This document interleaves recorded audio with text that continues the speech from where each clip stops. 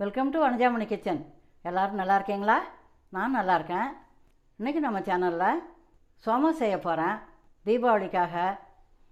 அதுக்கு தேவையான பொருட்கள் பார்க்கலாம் வாங்க. சோம செய்ய மேல் மாவு பிசையணும். அதுக்கு 1 கப்பு மைதா எடுத்து வச்சுருக்கேன், 2 ஸ்பூன் ரவை, 1 பிஞ்சு உப்பு. இது எல்லாத்தையும் நல்லா கலக்கணும்.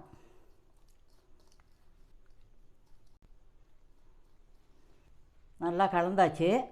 இப்போ இதில் 1 ஸ்பூன் நெய் போட்டுக்கலாம். நெய் போட்டால் வாசனையாக இருக்கும், முறுமுறுப்பாக இருக்கும். இதையும் நல்லா கலந்துக்கணும். எல்லாத்தையும் கலந்தாச்சு. இப்போ தேவையான தண்ணி கொஞ்சம் கொஞ்சமாக தெளித்து அதனால் அழுத்தமாக பிசைஞ்சிக்கணும். மைதா மாவில் 2 ஸ்பூன் ரவா போட்டால் முறுமுறுப்பாக இருக்கும் சோமாஸு. இது போல் டைட்டாக பசைஞ்சாச்சு. கொஞ்சம் எண்ணெய் போட்டு தடவிட்டு அரை மணி நேரம் ஊற வச்சுக்கலாம். மூடி போட்டு மூடிடுவோம். அரை மணி நேரம் ஊறட்டும். சோமா செய்ய ஸ்டவ் ஏற்றிக்கிறேன். 1/2 ஸ்பூன் நெய் போட்டு 1 கப்பு ரவை இதை வறுத்துக்கலாம். கொஞ்சம் வாசனை வர்ற வரைக்கும் செவுக்க வறுக்கணும். ரவையை 1/2 ஸ்பூன் நெய் போட்டு நல்லா செவுக்க வறுக்கணும். செவுக்க வறுத்தா தான் சோமாஸு மொறுமொறுன்னு இருக்கும். நெய் போட்டு வறுக்கிறதால வாசனையாகவும் இருக்கும், டேஸ்ட்டாகவும் இருக்கும் சாப்பிடும்போது. ரவை வாசனை வர்ற வரைக்கும் வறுக்கணும். லேசாக கலர் மாறிடுது. ரவை நல்லா வறுபட்டுடுது. இப்போ எடுத்து பவுலுக்கு மாற்றிக்கலாம்.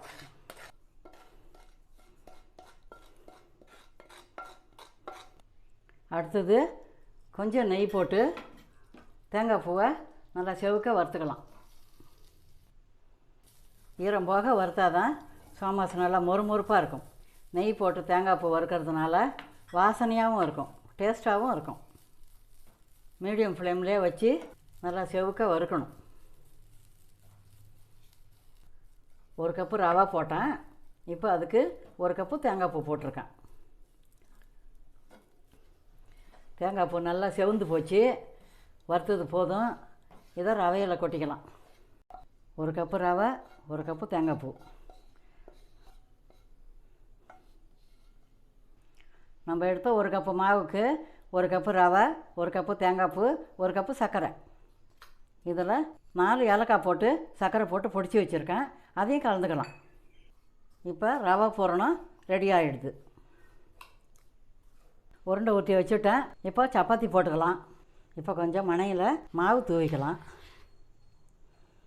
ஒரு உருண்டையை வச்சு சப்பாத்தி இட்டுக்கலாம். நல்லா நைஸாக இட்டுக்கணும். எவ்வளோ நைஸாக வருதோ அவ்வளோவுக்கும் நல்லா மொறுமொறுப்பாக இருக்கும்.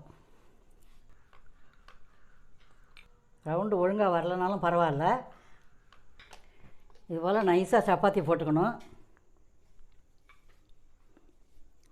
இப்போ சப்பாத்தி போட்டாச்சு. இதை சோமாஸ் ப்ரெஸ்ஸில் எடுத்து போட்டுக்கலாம். லேசாக அழுத்தி விட்டுட்டு பூரணம் வச்சுக்கலாம். ஒரு 1½ ஸ்பூன் வச்சா போதும். இப்போ இந்த ஓரமெல்லாம் லேசாக தண்ணி தொட்டுக்கணும். அப்போ தான் ப்ரெஸ் ஆகும்போது நல்லா பிடிச்சிக்கும்.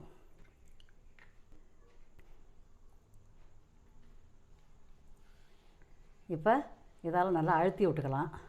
அழுத்திட்டு எக்ஸஸாக இருக்க மாவை எடுத்துக்கலாம். எடுத்துகிட்டு இதை திருப்பியும் சப்பாத்தி போட்டுக்கலாம். இந்த ப்ரெஸ்ஸில் எண்ணெய் தடவி வச்சுருக்கேன், ஒட்டாமல் வரும். இதே போல் எல்லா மாவையும் பூரணம் வச்சு எடுத்து வச்சு கொஞ்சம் நாழி உணர வைக்கணும். அதுக்கப்புறம் தான் எண்ணெயில் பொரிக்கணும். இதே போல் இன்னொன்று செய்துக்கலாம். பூரணம் ஒரு 1½ ஸ்பூன் வச்சுக்கலாம். ஓரத்துலலாம் லேசாக தண்ணி தொட்டு தொடச்சிக்கணும். அப்போ தான் நல்லா ஒட்டும். இப்போ இதை நல்லா பிரித்து போட்டுக்கணும். நல்லா அழுத்தமாக போட்டாச்சு. நல்லா தடவி விட்டுட்டு இப்போ ப்ரெஸ்ஸை போட்டு அழுத்திக்கலாம். அழுத்திட்டு அதிகமாக வர்ற மாவை இப்படி எடுத்து விட்டுடணும். இப்போ திறந்துக்கலாம். திறந்துட்டு எடுத்தோம்னா எண்ணெய் தடவந்தனால அழகாக வந்துடுது பாருங்கள். இது போல் வச்சு ஒரு 10 நிமிஷம் உலர வச்சுட்டு அப்புறமா எண்ணெயில் பொரிச்சிக்கலாம். இதே போல் எல்லா சோமாஸும் செய்து எடுத்துக்கலாம். 1 கப்பு மைதா மாவு போட்டதுக்கு 20 சோமாஸ் வருது. இப்போ எண்ணெய் காஞ்சிடுது, வறுத்து எடுத்துக்கலாம். கொஞ்சோண்டு மாவு போட்டு பார்ப்போம். மெதுவாக மேலே எழும்பி வரணும். அதுபோல் இருந்தால் தான் நல்லா அழகாக பொரியும், தீயாத வரும். அப்போ தான் நிதானமாக வருது பாருங்கள், மேலே எழுந்து நிதானமாக வரணும். அப்போ தான் எண்ணெய் சரியாக காயுதுன்னு அர்த்தம். பாருங்கள், நிதானமாக மேலே எழுந்து வருது. இப்போ இதை எடுத்துருவோம். எண்ணெய் காஞ்சது போதும். இது ஒரு 10 நிமிஷமாக உலர்ந்து வந்துருக்குது. இப்போ எண்ணெயில் போட்டு பொரிச்சிக்கலாம்.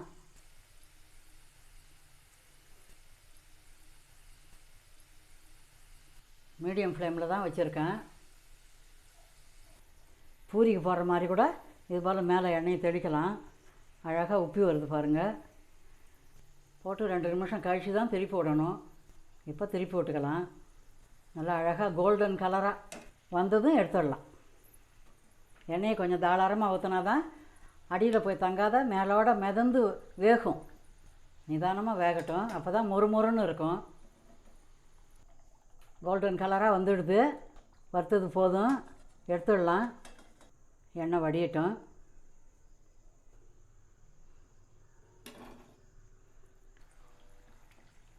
இதே போல் மீதி இருக்கிற சோமாசையும் பொரிச்சு எடுத்துக்கலாம்.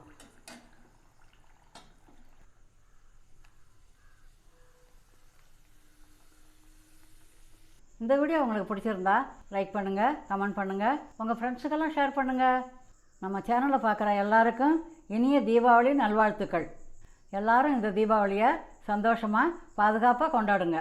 தேங்க்யூ.